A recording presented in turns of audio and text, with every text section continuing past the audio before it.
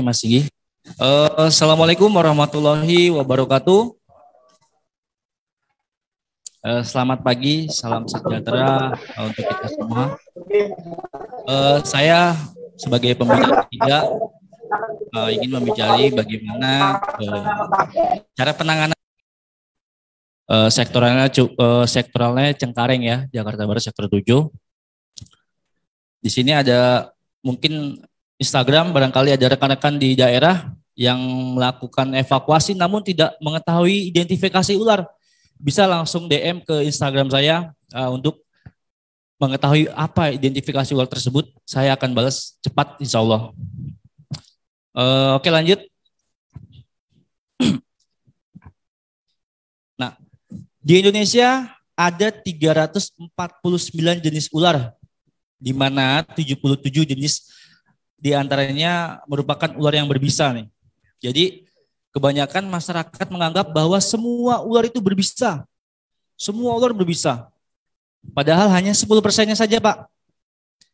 Hanya 10% saja. Nah, kurangnya pengetahuan tentang identifikasi ular, bagaimana cara penanganannya, serta pertolongan pertama pada gigitan ular, sehingga menimbulkan konflik antara manusia dengan hewan yang menganggap bahwa semua ular itu berbahaya. Nah, Pak, tugas pemadam ini, Pak, berada di tengah-tengah konflik itu. Ketika kita sudah melakukan sebuah penyelamatan, satu objek saja yang kita selamatkan, misalnya ular kita selamatkan, itu tandanya kita sudah menyelamatkan dua objek. Kita yang pertama menyelamatkan ular dari ketidaktahuan manusia, bisa dipukul, dibunuh, seperti itu. Nah, yang kedua menyelamatkan manusia dari ular, Pak. Nah, jadi dua objek yang kita selamatkan itu. Nah, pertanyaannya, butuh keterampilan khusus nggak, Pak, untuk melakukan itu? Butuh sekali, Pak. Karena resikonya di Indonesia itu, Pak, hanya tersedia satu jenis antibisa. Bayangkan, dari 77 jenis ular yang berbisa, kita cuma punya satu antibisa ular yang mencakup 3 jenis. Yang mencakup 3 jenis ini di sini ada Naja Sputatrik, kobra Jawa, Pak. Yang pertama kobra Jawa. Yang kedua Calasema rhodostoma, itu biasa kita kenal dengan ular tanah. Yang ketiga Bungarus fasciatus, belang. Mungkin Bapak Ibu sering melihat ular berwarna hitam, putih. Nah, itu berbisa tinggi. Nah, ular ini yang menyebabkan kematian di Tangerang, Pak, security. Dia tidak tahu jenisnya, tidak tahu berbisa atau tidak. Dia lakukan interaksi, dipegang dengan santai, setelah kegigit, udah habis kegigit. Akhirnya beberapa jam ke depan meninggal. Nah, ini penting, Pak. Sebelum kita melakukan teknik evakuasi, kita harus mengenal dulu, Pak. Mengenal dulu satu persatu karakter ular. Ya, singkatnya dari 349 hanya ada 4 tipe ular yang kita kenali. Jadi singkat ya, Pak. Nah, peran ular di alam. Ular merupakan hewan yang identik ditakuti masyarakat. Namun demikian, sebenarnya sebagian besar ular tidak berbahaya bagi manusia. Selain itu, ular merupakan bagian penting dari rantai makanan keseimbangan ekosistem. Adapun peran ular adalah sebagai pengendali hama tikus. Ular merupakan makanan atau mangsa bagi predator di atasnya. Seperti itu. Jadi predator di atas ular ini sudah tidak ada, Pak. Seperti ada biawak, garangan, kemudian elang. 3 ekor hewan predator di atas ular itu sudah tidak ada, maka siap-siap populasi ular pasti akan meningkat. Seperti itu. Oke, lanjut. Kita mengenali karakter, Pak. Karakter umum ular secara umum. Yang pertama bersifat soliter. Artinya di sini soliter dia tidak berkelompok, tidak bergerombol, tidak, ular hanya sendiri. Makanya sering kita temukan pada saat evakuasi kita hanya menemukan satu, Pak. Mungkin ada pernah menemukan sekaligus 2 atau 3. Ada, itu hanya ular yang baru menetas dari masa inkubasinya, Pak. Karena apa? Karena ular ketika berkumpul itu hanya pada saat kawin. Hanya pada saat dia kawin. Ketika dia kawin, kemudian dia bereproduksi menelur, dan telurnya itu ditinggal. Ular tidak mengerami telur. Seperti itu. Nah, setelah ditinggal, masa inkubasinya sudah habis, menetas, tiba-tiba muncul, wah kami diteror ular Pak. Nah, disinilah Pak jawabannya. Jadi pertama itu. Nah yang kedua, ular selalu berpindah ke menjelajah. Nah ketika Bapak melihat satu ular di sebuah pemukiman, hari ini misalnya, kemudian besok Bapak lihat lagi, itu belum tentu ular yang Bapak lihat kemarin. Karena apa? Karena ular bersifatnya penjelajah. Dia tidak bertahan di suatu tempat yang cukup lama, tidak. Seperti itu. Nah yang ketiga, ular tidak sebagian besar tidak mengerami telur. Tadi sudah saya sampaikan. Ular mencari tempat yang lembab dan gelap. Nah hati-hati ketika kita sudah memiliki rumah, di samping rumah kita ada rumah kosong, jarang dihuni, ya, apalagi tempatnya gelap dan lembab. Nah, ular suka Pak tempat itu. Jadi kalau bapak-bapak di rumah ada rumah kosong, silakanlah Pak kerja bakti 1 minggu atau sebulan sekali cek rumah kosong itu, atau sirami cairan yang ular tidak suka. Nanti ada dalam pembahasan kita. Nah yang keempat, ular yang kelima, ular sensitif dengan getaran. Yang sensitif dengan getaran ini adalah jenis keluarga dari Elapidae sama Colubridae. Elapidae itu semacam famili ular kobra. Nah kalau kita evakuasi ular kobra itu sangat mudah Pak. Dengan getaran sedikit kita akan tahu di mana posisi itu. Kedua, sensitif dengan panas. Nah ini keluarga dari ular viper, ular tanah. Dia sensitif dengan hawa panas Pak. Jadi hati-hati ketika melakukan evakuasi, ular tanah ini sangat sensitif dengan panas. Oke. Keenam, ular tidak menyukai bau wangi. Nah kenapa dalam pencegahan agar ular tidak masuk rumah, nomor 6 ini masuk, ular tidak suka bau wangi. Kenapa? Karena sensor ular, dia punya yang namanya organ Jacobson, Pak. Organ Jacobson ini hanya bekerja untuk mencari tempat di mana mangsanya. Nah kalau sampai rumah kita habis dipel, misalnya, dipel bau-bau misalnya biosol, nah ular itu mendeteksi biosol, atau bensin atau oli, dia tidak akan meneruskan perjalanannya masuk rumah karena hidungnya terganggu oleh yang namanya bau wangi tersebut. Oke, lanjut ke nomor 7. Ular tidak menyerang kecuali dalam keadaan mendesak. Jadi ular tidak akan menyerang kita Pak, kecuali kita melakukan interaksi terhadap si ular, misalnya terinjak, misalnya mau melakukan evakuasi, dia akan menyerang. Nah ini yang disebut teori kita, ular itu diingat ya Pak, bertahan hidup, berkembang biak, dan mencari makan. Seperti itu. Lanjut, nah ini rantai makanan Pak, ini penting. Kita pernah belajar ini ya Pak, ingat waktu SD? Ingat sekali tentunya. Di sini ada produsen padi, kemudian ada konsumen pertamanya tikus. Di atas tikus ada konsumennya lagi si ular. Nah, di atas ular ada konsumen lagi, predatornya, yaitu elang, barangan. Kenapa ular kok semakin meningkat populasinya Pak? Karena predatornya ini sudah mulai menipis, punah. Jadi kalau elang sudah tidak ada, biawak sering diburu, kemudian garangan sering diburu, ya siap-siap jangka panjangnya. Kita akan melakukan yang namanya overlap. Siapa tugas-tugas itu nanti Pak? Kita juga Pak.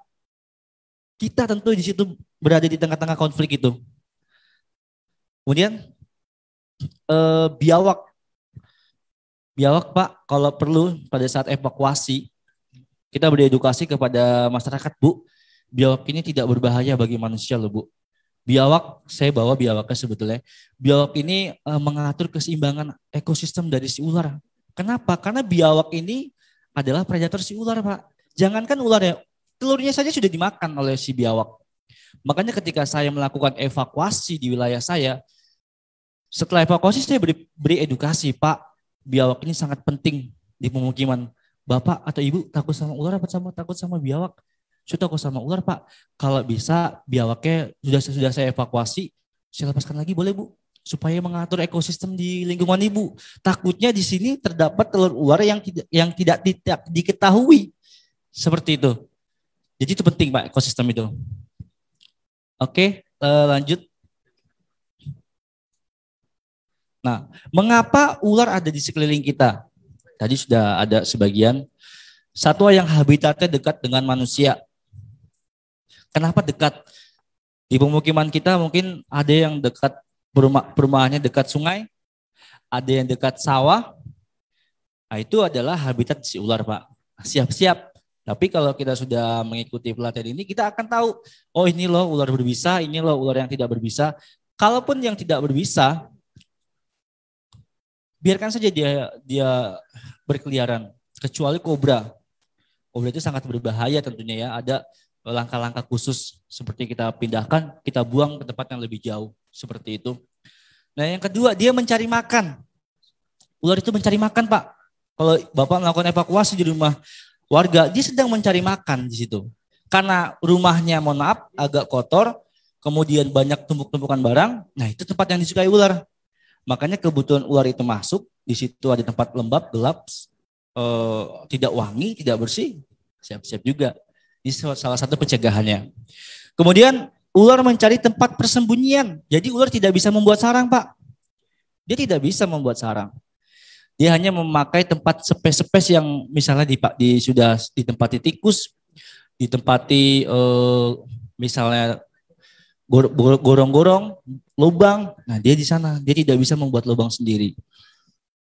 Nah, yang keempat, mendapat area yang tidak terganggu untuk memproduksi, namun tidak membuat sarang, ya kan? Ular tidak membuat sarang, tapi dia akan berproduksi di tempat-tempat yang sudah tidak dijamah lagi. Seperti tempatnya gelap, rumah kosong, itu harus sering-sering kita lakukan pembersihan Pak di rumah. Nah, kemudian ada kelima, perubahan tata guna lahan yang tadinya misalnya kebun. Tadi di sini kebun loh, sawah sudah diuruk, jadikan sebuah bangunan. Itu faktornya Pak, mengapa ular ada di sekeliling kita. Oke, lanjut. Nah, habitat ular Pak, dia ada 4. Yang pertama arboreal, jadi yang hidupnya itu di pepohonan. Sering Pak evakuasi ular yang ada di pepohonan Pak? Belum ada? Dah. Nah itu dia berada di pepohonan. Biasanya ular itu berwarna hijau. Kebanyakan warna hijau itu dia hidupnya di atas pohon. Nah yang kedua akuatik. Jadi ular yang hidupnya di air. Hidupnya di air kita jarang sekali itu. Biasanya pada saat banjir naik ke permukaan, masuk ke dalam permukiman warga, terjadi lagi konflik. Padahal ularnya cuma ular yang tidak berbahaya. Nah karena ketidaktahuan itu sehingga menimbulkan konflik dan kita ada lagi di tengah-tengah itu. Kemudian terestrial yang berada di daratan Pak. Ini ada perwakilannya ada kobra. Kobra karena memang sangat eksis. Kobra ini salah satu ular yang memiliki kemampuan human modified Pak. Jadi tidak semua ular memiliki kemampuan beradaptasi dengan manusia. Hanya kobra, piton, weling sedikit lah ya. Weling itu ulang. Ini kobra nih hidupnya di daratan yang sering kita jumpai. Nah yang keempat semi akuatik. Jadi sewaktu-waktu dia berada di perairan, di pinggir-pinggir sawah, di pinggir-pinggir sungai, kemudian berada juga di darat. Nah ini disebut semi akuatik.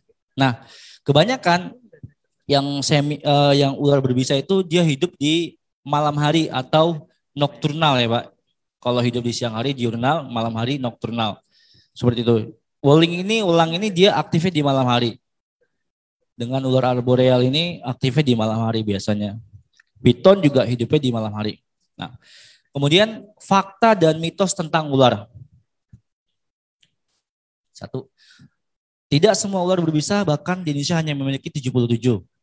Ular memiliki pelindung berupa sisik keras sehingga tidak menyebabkan proses osmosis. Jadi kalau yang menyebabkan osmosis itu hanya pada hewan yang bermoluska. Jadi yang berselaput. Kalau ular dikasih garam ya nggak akan reaksi. Tidak akan reaksi Pak. Itu hanya mitos. Perhatikan ya Pak. Pernah dengar nggak ular takut sama garam? Bahkan kita kecil tuh sering sekali kita terapkan tentang itu. Padahal dalam penelitian itu tidak benar ya Pak. Ketiga, ular yang masuk ke rumah karena insting mencari makan atau mencari tempat persembunyian. Tadi sudah kita bahas. Sebagian besar ular takut kepada manusia, ia lebih memilih menghindar. Betul Pak. Jadi tidak ada ular datang-datang menggigit kita, tidak ada. Karena tidak ada yang disebut terprovokasi. Terprovokasi bisa terinjak pada saat melakukan upaya penyelamatan, itu masuk dalam kategori ini. Yang kelima, ular memakan manusia karena manusia masuk ke dalam habitatnya, Pak. Jadi memang kebetulan ularnya besar, manusianya kecil. Dianggap si ular itu, wah ini mangsanya. Karena apa? Karena ular piton, ya khusus piton, dia memiliki pit sensor, Pak. Jadi saya ada ularnya di sana. Piton tuh ada pit sensor. Jadi memiliki sensor panas. Itu ada di bagian di bawah mulutnya. Jadi ketika orang berada di semak-semak, dia mendeteksi. Nah, kenapa kita setiap di hutan dianjurkan bawa tongkat Pak, bawa kayu. Jadi sebelum kita melangkah, kita beri kejutan dulu Pak. Agar supaya ular itu shock terapi sedikit loh. Dia agak mundur. Kalau kita jalan santai, kita mungkin jalan santai ke depan, ular sudah di depan. Karena sensornya itu menggigit, ditambah ularnya besar Pak, raksasa. Itu jenis ular python. Kita punya ular piton di Indonesia itu ular terbesar dan terpanjang di dunia Pak. Melebihi anaconda. Mungkin anaconda hanya besar tubuhnya tapi kita lebih panjang Pak. Nah, 6. Secara biologis mata ular dalam keadaan hidup tapi tidak dengan baik. Jadi memang ular itu lebih ke insting lidah Pak.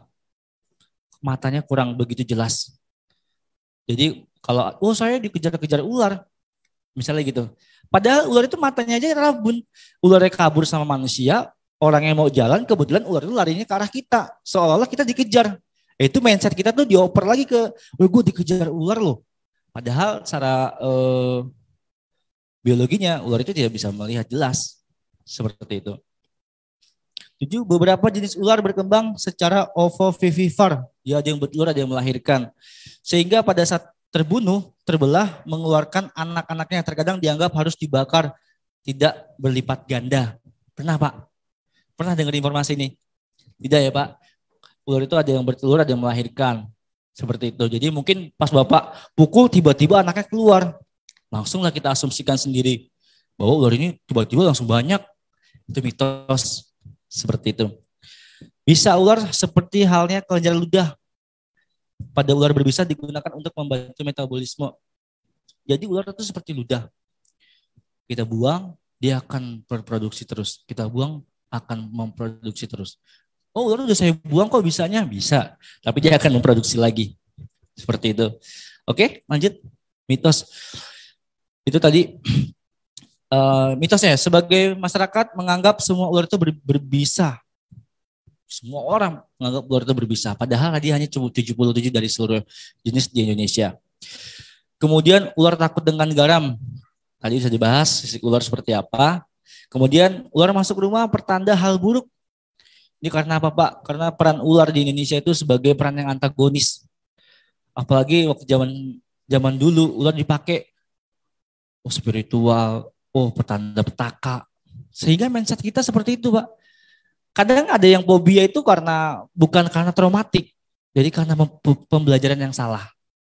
Banyak kok Pak di teman-teman kita fobia, padahal saya tanyakan secara pribadi, Pak, apakah Bapak pernah terjadi traumatik terhadap ular?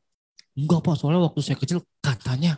Nah, mari Pak kita luruskan, kebetulan di sini ada waktunya, jadi kita kupas di sini seperti itu Pak.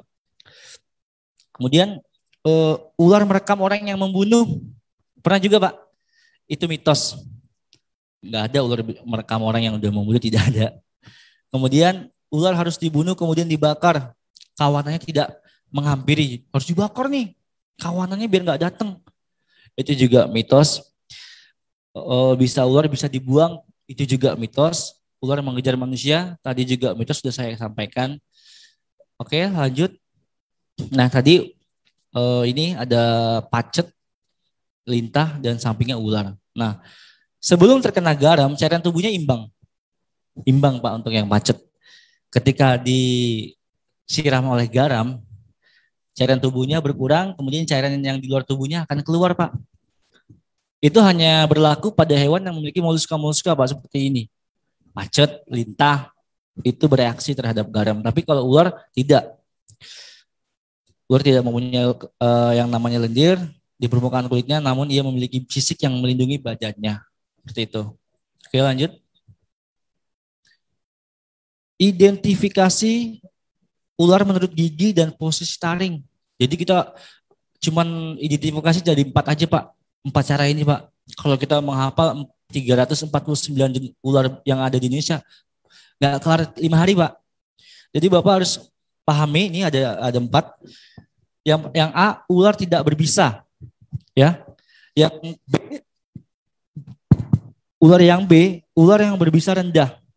C, ular berbisa tinggi. D, ular raksasa, tidak berbisa namun menyebabkan pendarahan yang hebat. Menurut bentuk gigi dan posisi taring yaitu Aglipa. Taringnya Aglipa. Jadi tipe giginya tidak memiliki taring bisa. Tidak memiliki taring bisa, dia hanya taring-taring kecil tapi tidak memiliki kantong bisa, intinya seperti itu. Yang ke B, Opisthoglypha. Berbisa menengah Pak. Jadi taringnya itu ada di belakang. Ada di belakang giginya, nanti ada abis ini gambarnya. Kemudian Proteroglypha. Jadi dia berbisa tapi taringnya jelas di depan. Tapi tidak sepanjang yang D. Proteroglypha ini biasa dimiliki oleh ular weling, welang, kobra. Seperti itu. Yang D, Selenoglypha Pak. Jadi taringnya panjang, melipat. Itu biasa dimiliki dari keluarga Viper Pak. Ular tanah, itu hati-hati. Seperti itu. Jadi kalau Bapak nanti evakuasi, saya nggak tahu di Indonesia, bisa langsung DM saya, identifikasi. Kemudian Bapak cek sendiri taringnya Pak.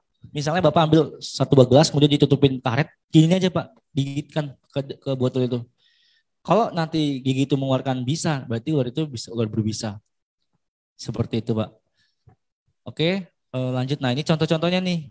Aglipa, taringnya seperti ini. Opisto dia bertaring tengah, bertaring belakang. Kemudian Protero dia bertaring depan. Seleno bertaring panjang. Di sini ada 4 ekor ularnya ada. Sini king cobra. Di atas ini ular piton. Di samping sini ular boiga. Yang bawah ini ular albolabris atau ular apa ya? Yang biasa kita kenal tuh ular ekor merah Pak. Itu berbahaya. Oke, lanjut. Nah ini gambar Pak. Gambar bekas gigitan ular. Yang A-nya tidak berbisa karena tidak ada taring depannya. Yang B ini bertaring belakang. Lihat titiknya jelas di belakang. Kemudian yang C dia bertaring depan. Tapi jaraknya dekat ya. Bertaring depan, jarak dekatnya biasa dimiliki oleh ular weling, welang, kobra. Nah ini yang C. Nah yang D ini bertaringnya agak renggang. Bertaring panjang melipat. Ini biasa dimiliki oleh ular hijau ini, ekor merah. Seperti itu. Oke, lanjut. Nah, catatan penting perhatikan ya. Membedakan gigitan ular berbisa dan tidak berbisa secara visual. Ular berbisa memiliki taring yang berguna untuk menyuntikkan bisa kepada mangsanya. Bekas gigitan ular berbisa ditandai dengan bentuk menyerupai tusukan dan jarang mengeluarkan darah. Jadi ketika kita gigit kok nggak ada darahnya, nah itu biasanya itu ular berbisa Pak. Seperti kasus yang di Tangerang. Dia tergigit tidak mengeluarkan darah, tidak berasa sakit, tiba-tiba meninggal. Seperti itu. Ditambah lagi kita tidak tahu bagaimana cara penanganannya. Jadilah menyebabkan sebuah kematian. Yang B, ular tidak berbisa tidak memiliki taring akan tetapi memiliki gigi yang membentuk bekas gigitan berupa sobekan dan menimbulkan pendarahan. Nah ini biasa ular piton Pak. Pernah terjadi tuh saya lihat di Facebook viral. Ada petugas pemadam kita yang mencoba menangkap tidak menggunakan alat. tidak menggunakan safety tool. Dia hanya menggunakan tangan kosong. Ketika dia tangkap, ular itu berbalik langsung menggigit, melilit. Ditambah saya lihat itu ada perlawanan dari si rescuernya. Ketika digigit, ditarik sama si rescue. Itu akan menimbulkan luka sobekan yang sangat besar nantinya, Pak. Seperti itu. Jadi ketika kita digigit, mohon maaf, jangan sekali-sekali kita lawan ya Pak. Kita ikuti aja. Supaya apa? Supaya nanti bekas gigitannya tidak menjadi pendarahan yang hebat, lukanya makin besar seperti itu. Oke, lanjut. Ini ada bekas non-venom. Non-venom ini tidak berbisa, ini venom berbisa. Non-venom ini kita lihat bekas gigitannya. Ini sebetulnya kalau kita lihat gigitannya ini tidak ada perlawanan kan, tidak terlalu besar ya Pak. Bagus juga ini mengurangi luka gigitan yang sangat fatal. Jadi ketika digigit, kita ikuti dulu alurnya, kemudian baru kita lepaskan. Yang venom, lihat luka gigitannya di situ cuma titik 2, ya, tidak menimbulkan darah atau tidak mengeluarkan darah, tapi efeknya berbahaya Pak. Dia menyerang saraf, seperti itu. Biasanya yang menyerang saraf ini bisa neurotoksin, seperti kobra, beling, itu bahaya Pak. Ya perbedaannya jelas ya Pak, ular berbisa dengan tidak berbisa. Oke lanjut. Kondisi gigitan, dry bite dan wet bite. Dry bite, kondisi ular berbisa tidak menyuntikkan bisa pada saat melakukan gigitan. Jadi ketika digigit, kemudian karena udah kecil, ini beda ular, beda cara penanganannya. Ketika kita tergigit, kemudian kita lepaskan dari gigitan itu bisa jadi bisa itu tidak menyuntikkan atau terjadi yang namanya injeksi si venom itu tidak terinjek. Nah pengalaman saya pernah Pak kejadian seperti ini. Itu saat saya live di suatu stasiun televisi. Kebetulan pada waktu itu saya berinteraksi secara live dan saya tergigit. Langsung saya ketika dia mau menyuntikkan bisanya, saya lebih cepat daripada gigitan itu Pak. Sehingga menimbulkan luka ringan. Jadi tidak bereaksi bisanya. Dan saya menyetop, tidak melanjutkan sebuah atraksi tersebut atau sebuah atraksi yang tadi saya lakukan. Dan sambung ke teman. Nah ini hati-hati Pak. Kalau ada ular kecil mau gigit, lebih baik kita menghindar aja. Jangan seperti, katanya kalau digigit ular jangan di ini. Kalau ular tidak berbisa seperti piton, oke, itu untuk tidak menimbulkan sebuah luka robek. Wet bite, kondisi ular berbisa menyuntikkan bisa pada saat melakukan gigitan. Bisa dilakukan oleh semua jenis survivor. Ada gigitan mengalami envenomation lokal atau sistemik. Jadi bisa itu masuk Pak. Envenomation itu artinya sudah masuk lah bisa itu. Pertanyaannya bisa itu ada 2. Kalau masih di lokal itu artinya kita melakukan sebuah penanganan yang sangat luar biasa, sangat berhasil. Karena bisa itu masih dalam fase lokal. Bagaimana penanganannya? Nanti ada. Nah yang kedua, sistemik. Ini kejadian pada saat mungkin pernah dengar sebuah penyanyi dangdut meninggal atraksi ular di panggung. Nah, dia tidak mengerti bagaimana cara melakukan setelah kegigit. Kemudian dia melanjutkan sebuah atraksinya atau sebuah panggungnya, sebuah actionnya. Sedangkan bisa itu akan mendrainase. Mendrainase Pak. Nanti akan dijelaskan secara tuntas di slide berikutnya. Sehingga terjadinya sistemik. Jadi bisanya sudah bereaksi. Seperti itu. Upaya pencegahan konflik masyarakat dengan ular. Ada rescue, ada sweeping dan release. Rescue itu penyelamatan, sweeping itu biasa pencarian. Jadi kita sampai lokasi, ular sudah tidak ada. Itu kita cari, tapi ada beberapa faktor juga yang harus wajib dan tidak diwajibkan untuk mencari. Misalnya, sasaran rescue di antara ular masuk ke rumah, perkarangan tidak melakukan ular di alam. Ini agak kebawahan sedikit Mas. Ininya. Oke, sip. Naikkan dikit. Oke. Tidak melakukan rescue ular yang berada di habitatnya. Jadi kadang-kadang di mana Pak saya lihat ular? Di kebun. Ini tidak ada konflik sebetulnya. Yang ada konflik ketika ular itu berada di dalam rumah, masyarakatnya takut, yang dalam rumahnya takut, nah itu kita wajib datang Pak. Tapi kalau Pak saya tadi lihat ular Pak di kebun sana, kira-kira kita satu kebun kita cari buang-buang waktu enggak? Ya ada klasifikasinya Pak. Kita berikan penjelasan kepada masyarakat, Pak, standar kami melakukan evakuasi hanya di dalam rumah, pekarangan, kebun, itu milik pribadi. Kalau secara umum, memang habitatnya yang tadi kita sampaikan, memang habitatnya ular itu di situ ya. Kita harus siap. Bagaimana caranya? Ayo kita kenali Pak, kita beri edukasi sedikit, jangan langsung pulang Bu. Sebetulnya ularnya apa Bu? Ada foto nggak dokumentasi? Biasanya kan suka di foto tuh jelaskan, oh ini ular koros Bu, tidak berbisa kok, aman, aman buat Ibu.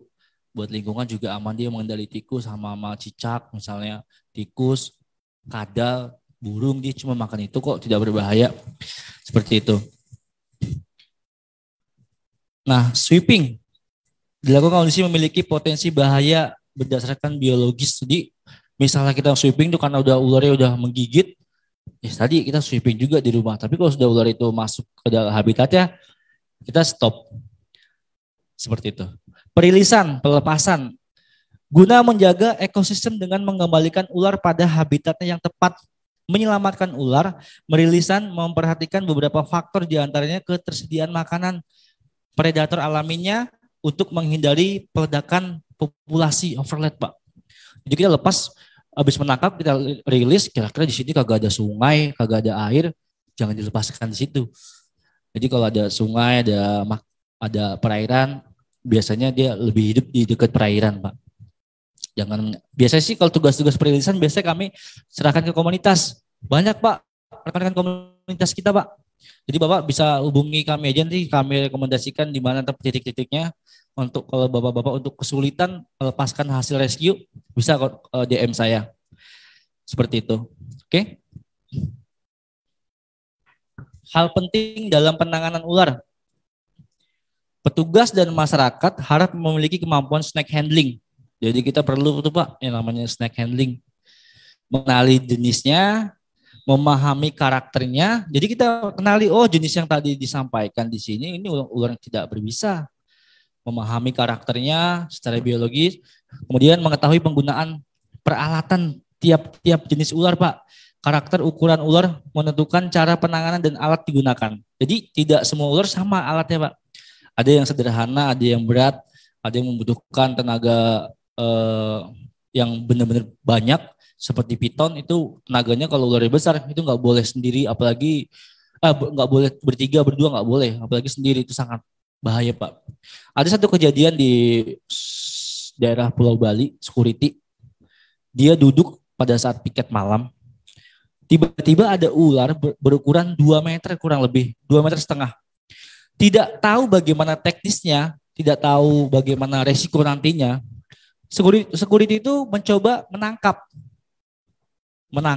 karena dia tidak tahu bagaimana bahaya resikonya, tiba-tiba terlilit, kebetulan sendiri, tidak ada rekan yang jaga.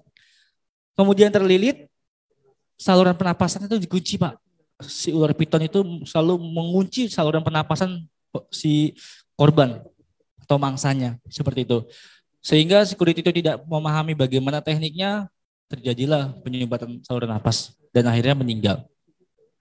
Jadi ular piton memang tidak memiliki bisa. Bukan berarti tidak berbahaya. Ini perlu diingat Pak, piton tidak berbahaya kok nggak ada bisanya. Jangan sekali-sekali Pak. Wah piton ini lilitannya sangat kuat sekali Pak. Jadi ketika dia melilit, oke lilitannya pertama pelan. Nanti kalau sudah nyampe leher Pak, itu ibarat, mohon maaf, ibarat sudah sampai leher ini ibarat aqua kita pegang. Dia akan seperti ini Pak. Tuh, kalau sampai terjadi di leher, fatal. Ini banyak kejadian di India, mohon maaf di daerah Jakarta Pusat juga ada Bang. Belum lama di sini dekat juga ada. Padahal itu ular peliharaannya. Ular peliharaan dengan ular liar di alam itu beda Pak. Kekuatannya beda. Di alam powernya lebih kuat daripada ular peliharaan. Karena dia lebih penjelajah, jalan terus. Dia ada stuck di suatu tempat. di jalan terus sehingga otot-ototnya juga kuat Pak. Hati-hati. Coba bayangkan ya Pak, kita nggak tahu nih ular melihat ke sini, kita diamin. Ketika udah sampai titiknya, titik dia membunuh, dia akan melakukan tekanan kencang. Seperti itu. Jadi ingat, piton tidak memiliki bisa, namun bukan berarti tidak berbahaya. Seperti itu. Kemudian menggunakan peralatan memadai menurut standar operasional. Misalnya A, menggunakan kacamata dan pelindung kepala. Nah, ini kacamata ini penting Pak ketika kita menghadapi ular kobra. Kenapa? Karena ular kobra itu sebelum menggigit, dia menyemburkan bisa Pak. Hati-hati ini teman-teman di Pulau Jawa ini. Kita nggak tahu karakter ular kobra seperti apa. Kita datang cuma pakai helm, tapi kacamata enggak. Jarak 2 meter karena yang tadi saya bilang ular ini memiliki sensitif getaran. Kita melangkah sedikit di pojok, dia sudah berasa. Semakin kita gerak, itu supaya apa? Supaya kita tuh sana jauh. Dia nggak mau berhadapan dengan manusia, dia cuma menggertak. Soalnya saya ini seekor ular kobra lo bisa nyembur. Itu bahasa tubuhnya seperti itu. Karena kita nggak paham, dia ngasih peringatan hissing namanya Pak. Jalan terus saja kita sampai di depan dia kurang lebih 1,5 meter, dia menyemburkan bisa. Set. Nah kebetulan pada saat bisa itu menyembur, angin lagi ke arah kita Pak. Tadinya 1,5 meter, saya nih 1,5 meter, rekan saya yang 2 meter kena juga. Jadi 2 korban yang terjadi insiden tersebut. Akhirnya si ular itu kira-kira dapat kita rescue gak Pak? Karena udah kena serangan duluan, ya mau gak mau kita kekurangan personil. Makanya kacamata ini sangat penting. Kemudian pelindung kepala juga, helm penting juga sesuai prosedur operasional. Menggunakan sepatu, tentu petugas pemadam menggunakan sepatu. Menggunakan pakaian tangan panjang atau fur jacket. Jangan lupa Pak, selalu menggunakan tangan panjang. Jangan baju PDL digulung. Sewaktu-waktu kita tergigit, setidaknya tidak terkena langsung Pak. Ada pelindungnya, jaket.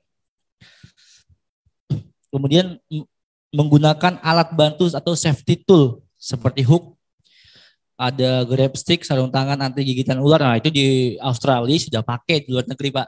Kita belum pakai ya Pak ya. Mudah-mudahan menyusul sarung tangan anti gigitan ular Pak. Karung dan peralatan seadanya apabila mendesak. Ya kalau nggak ada tongkat, kita bisa menggunakan gagang sapu. Kita bisa menggunakan gagang sapu, bisa menggunakan kemoceng, tapi jangan sekali-sekali kontak langsung dengan ular tanpa alat ya, tanpa alat jangan sekali. Seperti ada ular kita pegang, wah jangan sekali Pak. Lebih baik saya menyarankan setiap anggota, kalau perlu ular kecil ya jangan berkontak langsung, gunakan hook, grab stick, masukkan ke dalam karung sudah. Nanti langkah selanjutnya biar tim khusus dari BKSDA atau mungkin dari teman-teman komunitas yang merilis nanti. Kemudian mengetahui prosedur. Penanganan ular dilakukan dalam keadaan memungkinkan. Safety, kalau yang tadi ularnya udah di dalam rawa-rawa, udahlah Pak, itu tidak masuk dalam kategori ular ke tengah rawa-rawa Pak. Ya memang habitatnya di situ. Seperti itu. Nah, penanganan ular hanya dilakukan untuk ular yang berada di dalam rumah industri.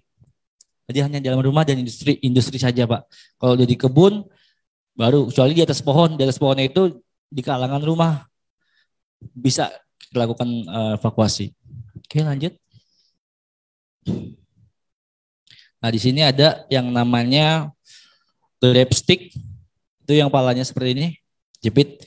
Itu gambarnya ada di 3 pojok itu. Ada grab stick. Nah, ini semua rekan-rekan sudah ada semua ya Pak di sektor ya. Alhamdulillah. Kemudian helm juga sudah ada pasti. Nah, sarung tangan anti gigitan ular ini Pak, insya Allah mudah-mudahan diadakan nanti kalau bisa dari pimpinan. Keempat ini hook. Seperti apa ya namanya? Yang biasa kita lihat itu hook Pak. Itu penting Pak. Harus kolaborasi antara hook dengan grab stick. Seperti itu. Ya, oke, lanjut. Nah, ini ular dengan gigitan berbahaya. Ada gambar 1, gambar 2, gambar 3, gambar 4, gambar 5, ada gambar rip ya. Yang gambar pertama, ular tidak berbisa, Pak. Ular piton. Dia tidak memiliki bisa, namun lihat pendarahannya, Pak. Lihat kan, Pak, pendarahannya seperti apa? Nah, ini ular tidak memiliki bisa, bukan berarti tidak berbahaya. Yang kedua nih, piton juga terjadi luka sobek. Jadi begitu kegigit ditarik. Kayak narik ini, Pak, karet gitu loh, Pak. Giginya masih nyangkut, sobek. Nah, yang ketiga ini luka gigitan ular, Pak, ular kobra. Ular bisa yang memiliki bisa neurotoksin. Di sini ada hampir terjadi nekrosis ya, Mas, pembusukan ya. Di sini lihat, ini masih untung kita hidup cacat tapi selamat. Daripada kita langsung, mohon maaf, meninggal karena tadi prosedur keselamatan pada gigitan ular tidak dengan antibisa ular, Pak. Nanti ya kita bahas dari caranya. Yang keempat, lihat lukanya seperti luka bakar. Ini biasa kita bisa identifikasi bahwa ular ini adalah ular yang memiliki antibisa hemotoksin.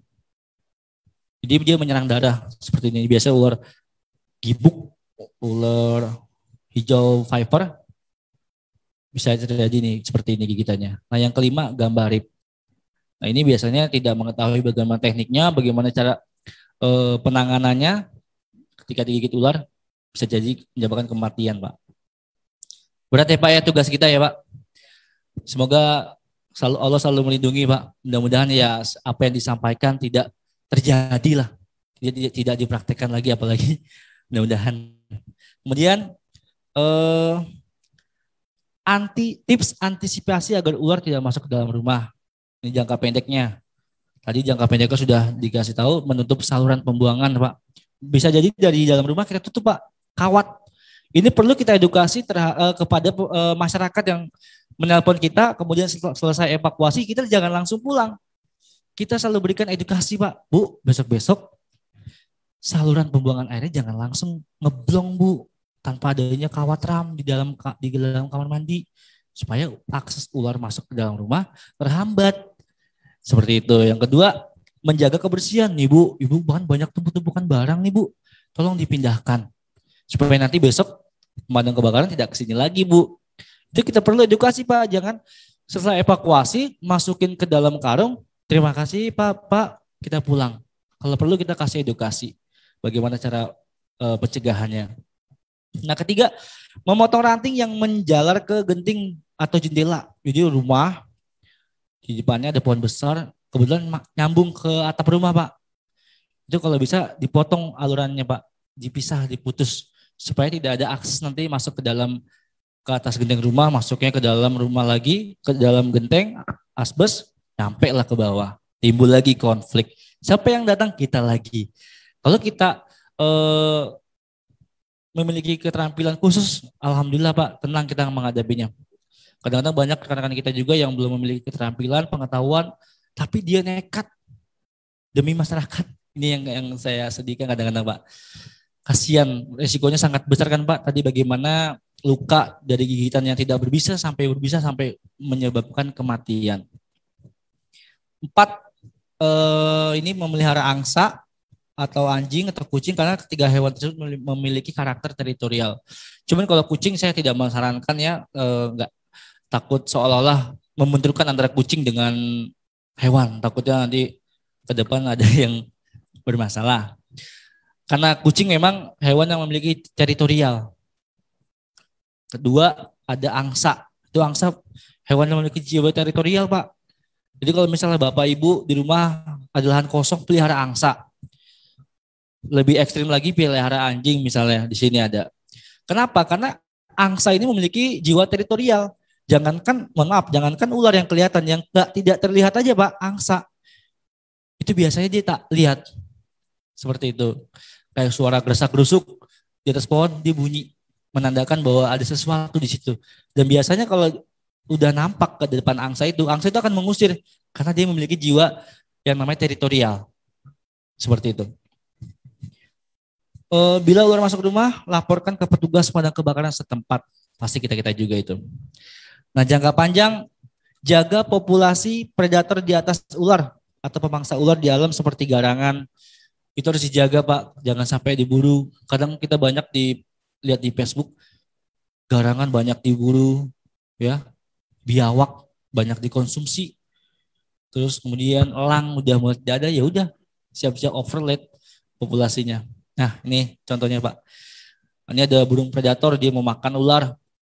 Kemudian ada biawak, dia makan telur, makan ular. Ada burung hantu, dia pemakan ular juga. Garangan juga pemakan ular. Nah kalau sampai 4 hewan ini tidak ada lagi Pak, tugas kita semakin berat tentunya. Makanya setiap edukasi kita berikan yang namanya edukasi ini loh Pak, begini, ular itu begini, tidak semua berbisa kok. Hanya 77 ekor dari 349, kurang lebih 10% lah. Nah penanganan ular kecil dengan toples. Ini nggak bisa diputar, nanti next. Oh bisa ya, oke. Nah ini kenapa saya bilang tidak kontak langsung dengan ular Pak. Tidak langsung kontak langsung dengan tangan. Ini bisa menggunakan cara toples dengan kertas. Tutup aja Pak, kayak tadi. Nah setelah ditutup dimasukkan kertas. Supaya kita bisa membalikkan seperti ini. Nah kalau udah ditutup jangan main langsung dibuka. Nah kebetulan orang ini adalah rekan saya juga. Beliau adalah produser Panji dulu waktu zaman masih on air, Panji Petualang. Dia namanya Bang Dul Duance. Informasinya bagus sekali dia. Dia datang ke kantor saya meminta gimana sebagai petugas tolong dong tips bagi untuk masyarakat untuk apalagi pas dia datang itu pas lagi naik-naiknya itu Mas. Naik-naiknya ular itu banyak ya di Jakarta. Nah, dia datang ke tempat saya, dia buat sebuah tayangan edukasi supaya masyarakat juga bisa sebelum pemadam datang, masyarakat juga bisa melakukan tindakan tersebut. Jadi bisa mengurangi juga Pak eksistensi kita Pak. Oh masyarakat udah bisa loh karena video ini, tutorial ini seperti itu. Jangan sekali-sekali memegang ular secara langsung Pak. Kecuali kita udah paham, oh ini ular kobra, janganlah. Menghindari aja Pak kontak langsung dengan ular berbisa. Nah itu ular kecil. Nanti kalau mau lihat lebih panjangnya bisa di YouTube. Nah, penanganan ular berukuran sedang dengan teknik tekan kepala menggunakan alat. Nah, kenapa ular kobra harus ditekan dulu kepalanya? Jangan langsung diangkat seperti ini. Kenapa, Pak? Pertama dia menyembur. Bisa kita menggunakan alat tanpa dipegang kepalanya, langsung masuk. Takutnya orang yang ada di sekeliling kita, dia menyemburnya itu membabi buta. Terkenal lah kru. Seperti itu. Makanya harus ditekan dulu kepalanya. Ditekan kepalanya sudah, kemudian dipegang. Posisi kepala itu jangan ke depan, apalagi ke atas. Harus tunggungin ke bawah. Takutnya sewaktu-waktu dia nyembur, bisa kemana-mana ya bisanya Pak. Jadi ketika karungnya belum ada, tekan kepalanya sudah terpegang, tunjukin ke bawah tanah. Supaya tidak menyembur ke atas atau ke depan. Seperti itu. Ini teknik penanganan ular besar. Tadi piton Pak, yang tangannya berdarah itu tidak safety, tidak menggunakan alat, tidak menggunakan karung, kurangnya juga edukasinya, sehingga terjadi luka pada tangan tadi, apalagi sampai sobek. Nah kita bisa menggunakan tekniknya pakai karung Pak, ditutup. Yang satu ekor jangan sampai dilepas kalau ya. Satu ekor ini kuncinya Pak. Jadi satu ekor megang satu orang megang ekor, satu orang megang karung untuk menutup kepalanya. Sudah ditutup. Nah, dia mengurangi sensor tadi, pitch sensor itu Pak. Di pitch sensornya sudah mulai ketutup. Jadi dia tidak bisa menggunakan organ itu dengan baik karena sudah ketutup dengan karung tadi. Nah, sudah tertutup. Baru kita sudah tertutup, kemudian kita pegang. Nah, pada saat kita pegang, next videonya, maaf. Nah, di sini ada tekniknya. Kebetulan rekan saya juga beliau. Nah, ini kalau sudah kondisi terpegang kepalanya, Pak, jangan membuat lekukan pada si ular, apalagi sampai dilepaskan ekornya. Jangan sampai teman kita melepaskan ekornya. Lihat nanti efeknya. Apalagi sampai nanti dinaikkan kepala sini Pak. Biasanya baru evakuasi, kemudian kita foto, ditaruh di leher. Jangan sekali-sekali Pak, seperti itu Pak. Yang tadi saya katakan banyak beberapa orang yang meninggal karena, nah ini, pada saat melakukan evakuasi misalnya sendiri, darurat ya walaupun tidak dianjurkan, tapi ada tekniknya. Tapi kalau sebisa mungkin jangan dipraktekkan. Nah lihat, kenapa kita harus melindungi setengah bagian dari tubuh. Jadi misalnya tangan kanan kita megang, udah organ tangan kanan, kaki kanan saja yang bebas, yang terlilit, yang hard lagi, jangan sampai dari leher, tangan biar cukup, misal kaki kanan aja. Jangan sampai kaki kiri juga ikut masuk ke ke belitan si ular. Itu menyebabkan kurang gerak nanti kita Pak, nggak bisa minta pertolongan orang lain. Kalau salah satunya terbebas, kita bisa lari Pak minta pertolongan. Pak, tolongin saya Pak. Ini saya kegigit nih sumpama. Tapi Pak aja saya pegang Pak, Bapak tolong pegang ekornya aja. Nanti di situ bisa lakukan teknik pelepasannya. Nah, sudah sampai seperti terlilit, kita bisa lepaskan ekornya, melepaskan lilitan dari ekor. Tarik ekornya secara kencang, sekencang-kencangnya untuk melepaskan lilitan. Nah ini jangan sampai ini contoh yang salah. Ini adalah contoh yang ini kalau didiemin, kalau didiamkan Pak, mati saya Pak. Jangan, apalagi ukuran ular ini sebesar paha orang anak kecil lah. Lihat cara teknik pelepasannya, ekornya dipegang, tarik sekuat mungkin, jangan lekukan. Misalnya gini, jangan, harus lurus. Ekor sama ini lurus. Tangannya kiri itu harus melindungi leher Pak. Supaya apa? Supaya nanti leher kita nggak terkunci lagi. Makanya kita harus amankan leher seperti ini Pak. Tangan satu megang, tapi tangan jangan dilepaskan ya. Mulut jangan dilepaskan. Tangan satu megang mulut, satu megang leher. Ini untuk melindungi. Seperti itu. Supaya tidak terjadi yang namanya lilitan mematikan. Dia pinter Pak. Piton itu melilitnya langsung saluran pernapasan loh. Itu yang sangat unik sekali. Tuhan menciptakan makhluknya macam-macam tapi fungsinya sama. Ada yang nggak berbisa tapi mematikan, ada yang tidak besar tapi mematikan. Seperti itu. Oke, lanjut. Sip. Oke, lanjut. Ini cara teknik memasukkan ke dalam karung. Ini juga penting supaya kita nggak sulit-sulit lagi. Tekniknya ujung ekor dipegang, ujung kepala dipegang. Lihat, nah walaupun di depannya melipat, ini masukkan dulu sebagian ujungnya. Nanti yang dilipat bisa diluruskan.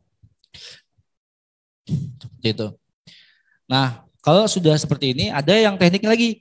Masukkan tangan dalam karung, tangan kanannya, tangan kirinya nyambut Pak dari luar. Oper tangan, kalau sudah tangan sudah kepegang, baru tangan kanannya lepas. Jadi kita nggak perlu cepat-cepatan begitu keluarin enggak. Jadi dua tekniknya seperti itu. Ketika masuk, kita sambut tangan kiri dari luar karung, udah dipegang, baru kita lepas tangan kanannya kita. Seperti itu. Lanjut. Nah ini jenis ular Pithias coros ya, jadi sering sekali, tapi banyak jadi fitnah. Oh ini ular kobra, gitu loh. Ini kejadian saya di wilayah saya, Pak ada ular kobra. Setelah sampai lokasi ternyata ular coros. Ya setelah itu ya kita jangan langsung pulang. Bu, ini ular coros Bu, makanannya cuma burung, katak, tikus, tidak berbisa. Barangkali barangkali akan saya lepaskan nanti ke alamnya, atau mungkin biasa lepaskan di sini Bu. Ini untuk mengatur ekosistem Ibu, misalnya Ibu banyak tikus, banyak katak. Enggak Pak, bawa aja. Oke, baik kami bawa ya Bu, seperti itu. Tapi kita jelaskan Bu, ini bukan ular kobra loh, ini ular coros. Enggak berbisa loh Bu. Jadi kita harus kasih edukasi ya Pak. Jangan lupa saya ingatkan, jangan habis edukasi langsung kita kantongin seperti itu. Oke, lanjut.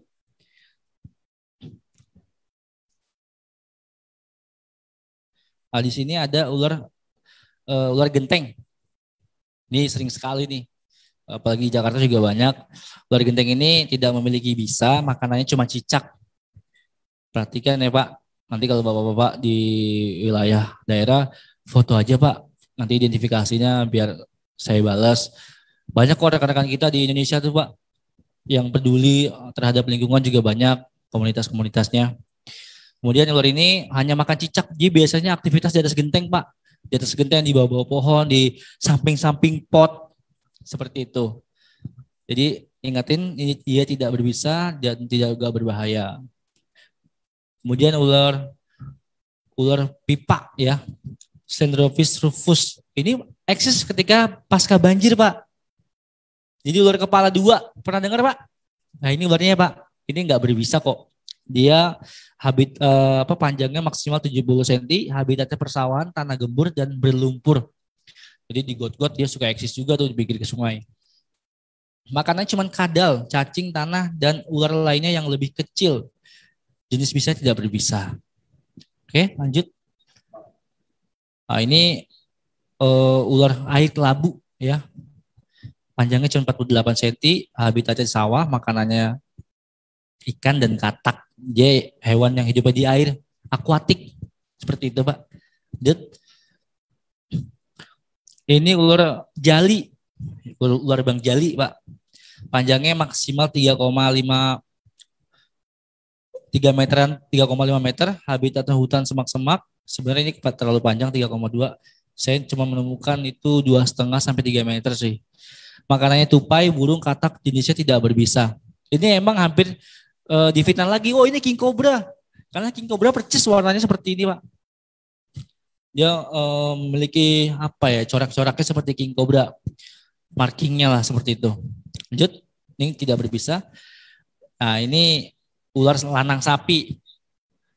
Ya, dia bisanya actionnya dia itu mimpi seperti sapi Pak. Makanya disebut orang Jawa bilang lanang sapi. Dia juga tidak berbisa, sangat membantu para petani untuk mengendali hama tikus. Biasanya petani sangat akrab dengan ular ini. Nggak pernah dipukul, nggak pernah digebuk, apalagi dibunuh, tidak. Ular ini makannya katak dan tikus, tidak berbisa. Oke, lanjut. Prasinah itulah ular pucuk. Tidak semua ular hijau itu berbahaya. Contohnya ular pucuk Pak. Katanya ular yang kepala segitiga itu berbisa Pak. Itu mitos ya Pak. Ini buktinya ular pucuk kepala segitiga namun tidak memiliki venom. Tapi dia memiliki gigi yang seperti ular venom memiliki. Taringnya panjang juga, tapi dia tidak memiliki kantong bisa. Habitatnya di pepohonan, perkebunan, jenis bisa tidak berbisa rendah namun berbahaya buat mangsanya seperti kadal, cicak, seperti itu. Makanannya kodok, kadal. Nah ini lanjut lagi. Kalau saya mau Radiostoma ular gibuk, ular tanah. Ini hati-hati Pak, perhatikan bentuknya, kepalanya segitiga, dia punya warna dominan coklat. Ular ini lebih pasif, dia tidak aktif sekali Pak. Saya tidak juga menganjurkan buat rekan-rekan damkar untuk memegang langsung, tidak menganjurkan Pak. Karena ular ini sangat berbahaya walaupun di Indonesia termasuk kategori ular ini anti bisanya Pak, ada ular ini. Ular gibuk atau kalau saya Radiostoma. Caranya tinggal pakai hook dengan grab stick aja Pak, kemudian masukkan. Dia sangat pasif, dia tidak terlalu aktif. Dia hidupnya, habitatnya itu di tanah kering, di bawah pohon bambu. Kadang-kadang kerap lewat di pinggir jalan tuh Pak, nyebrang. Nah ini baru ini. Dia aktif di malam hari. Jenisnya jenis nokturnal ya, malam hari. Seperti itu. Jenis berbisa tinggi. Kemudian naja seputatrik atau kobra Jawa.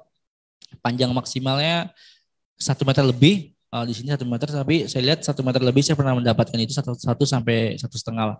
Habitatnya di perkebunan, makanannya kadal, katak, tikus, jenis bisanya sangat berbisa tinggi. Nah ini kobra ini yang saya bilang tadi memiliki kemampuan human modified, dia kemampuan adaptasinya sangat baik. Dia sangat sama manusia sangat baik, adaptasinya sangat bagus sekali. Dia bisa hidup di dalam rumah, bisa hidup di samping rumah kita.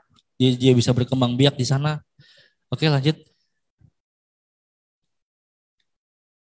Bungarus candidus walking.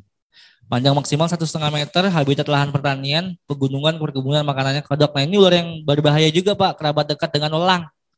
Elang sama weling serupa tapi tidak sama. Weling lebih kecil ukurannya dan ekornya kebanyakan lancip. Kalau welang hitam putih tapi ekornya kebanyakan tumpul. Dan ciri-ciri welang hitam putihnya itu nyampe ke dalam ke perut Pak. Kalau weling dia hitam putih namun di bawahnya ini tetap putih. Tapi kalau welang hitam putihnya tembus. Ini hitam di atas, hitam di bawah gini melingkarnya tembus. Itu welang. Nah yang ada antibisanya cuma welang. Oke lanjut. Nah ini ulang ya Pak.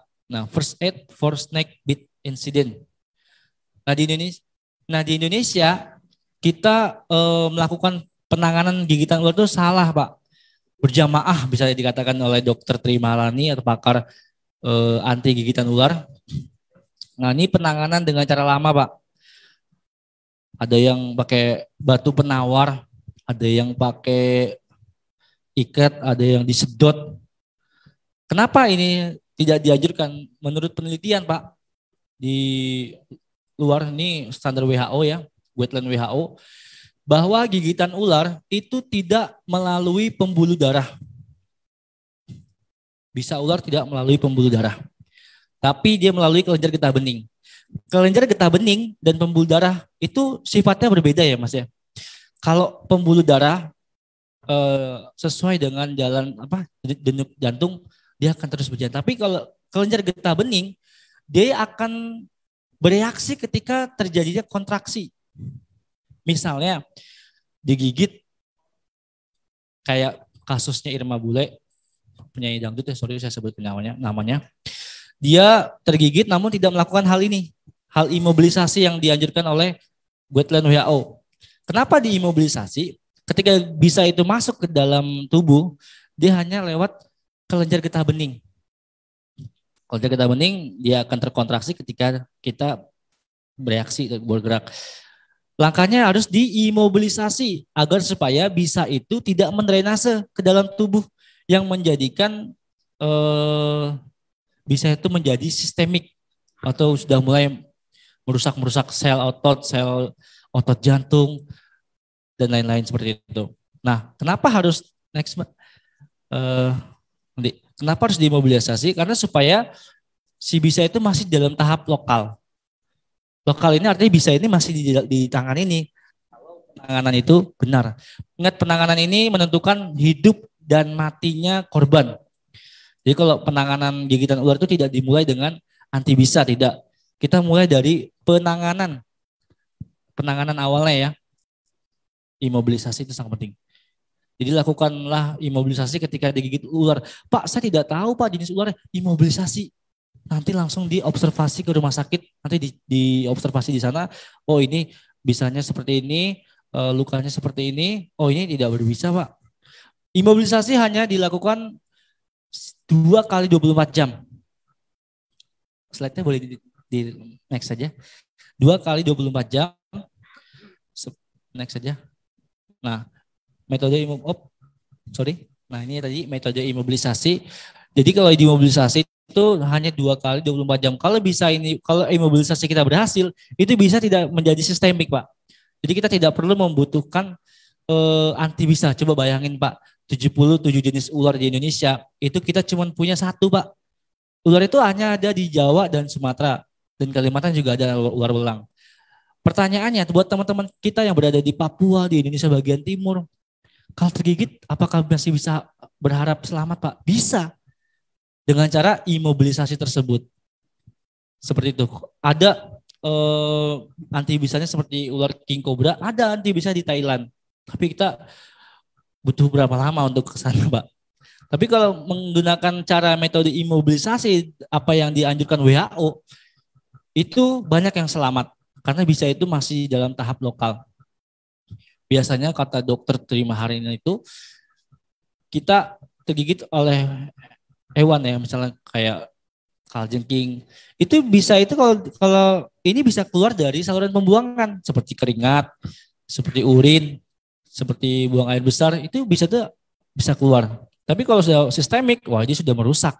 Artinya kita sudah tidak bisa menolong si korban dengan cara imobilisasi. Karena kurangnya pengetahuan tersebut, banyak korban Pak. Di Indonesia itu kasusnya itu gigitan ular itu kalau tidak salah di atas kanker dan di bawahnya penyakit HIV. Jadi tinggi Pak gigitan ular. Karena apa?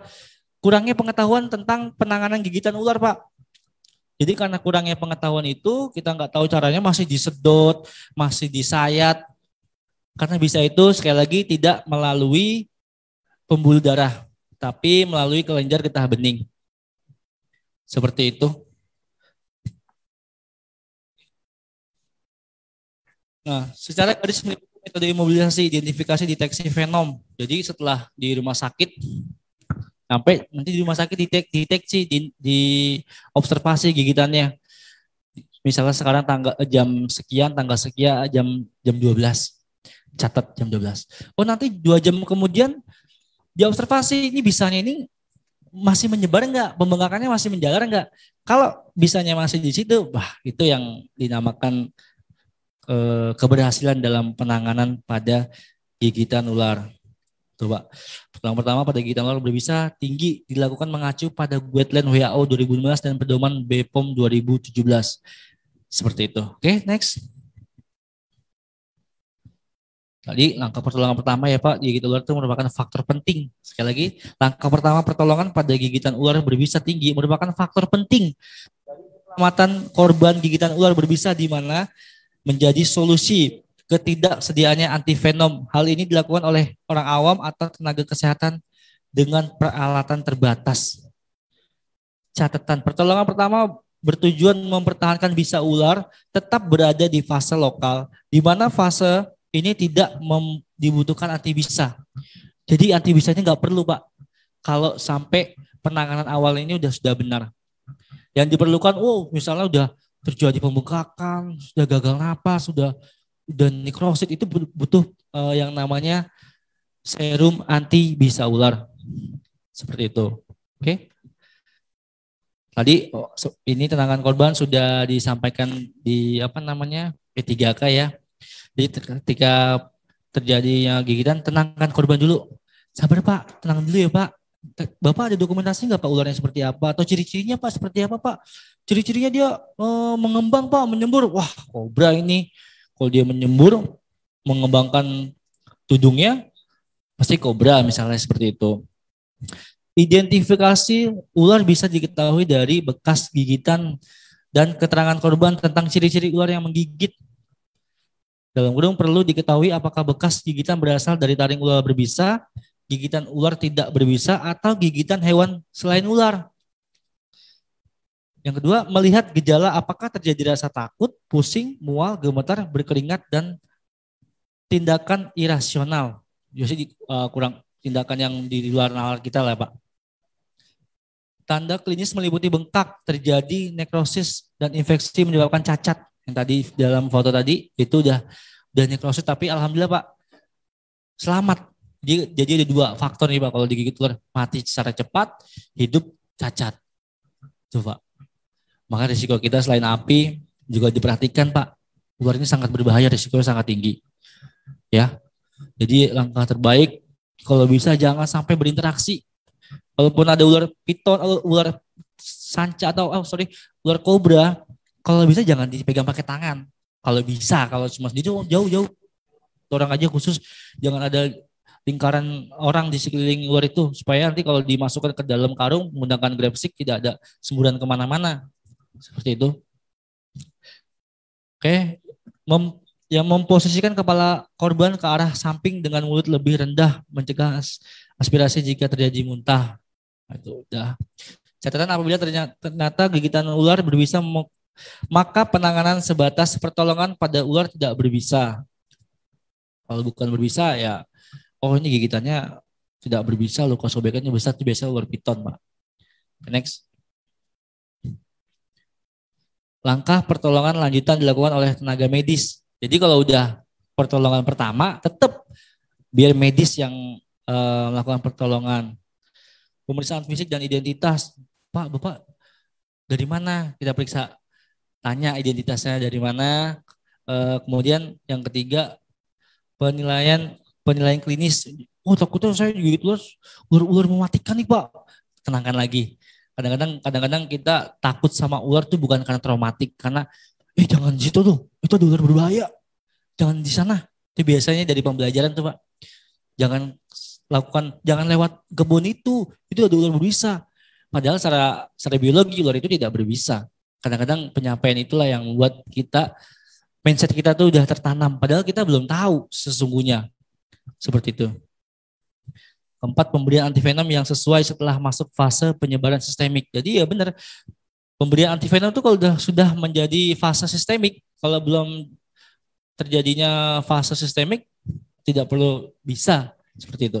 Tidak perlu serum anti bisa. Keempat, pendukung bantuan hidup. Ya semacam bantuan teman-teman kayak telepon ke ambulan, tolong tenangkan. Langsung itu dalam kondisi sudah terbida ya Pak. Oke. Nah ini Biosef terakhir. Jadi Biosef ini adalah serum anti bisa ular Pak yang Indonesia milikin cuma satu. Indonesia cuma satu, sedangkan ular itu ada 77. Tapi ini prosedurnya yang terakhir. Kalau udah sistemik baru kita gunakan Biosef. Tapi kalau langkah pertolongan awal tadi apa Pak? Imobilisasi itu yang terpenting Pak. Ini nomor 19 lah bisa dikatakan. Kalau imobilisasi itu sudah berjalan dengan baik, benar, insya Allah bisa itu masih dalam tahap lokal. Seperti itu Mas Singgi dan rekan-rekan semua. Kurang lebihnya saya tutup. Nanti kalau ada pertanyaan boleh silakan. Saya kembalikan ke Mas Singgi. Terima kasih.